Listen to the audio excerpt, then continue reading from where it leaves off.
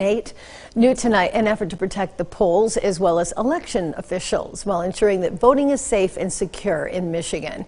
Today, Secretary of State Jocelyn Benson says new legislation will be put into place to do just that. Darylyn Horn is here for you now with more on these proposed changes. Sherry, Jocelyn Benson and other lawmakers held an event today. They talked about how the state's election system has been the focus of violence and threats, especially during the state's 2020 and 2022 elections. Now, Benson's new legislation will help ensure that every vote is counted and every election official and volunteer is protected. In order to protect those who protect democracy, Benson says her office has formed an election policy advisory task force.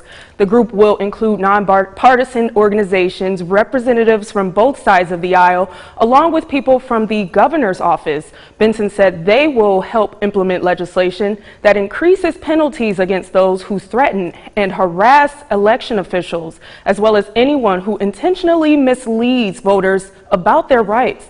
Benson believes this legislation will lessen the stress and anxiety volunteers face on Election Day.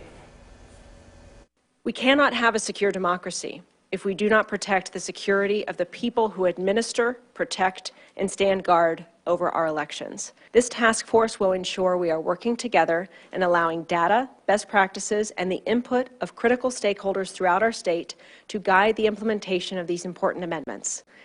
The group's charge will also include suggesting, reviewing, and providing insight and feedback on other election-related legislation to ensure we're doing everything we can in this moment to build on the success of our election system.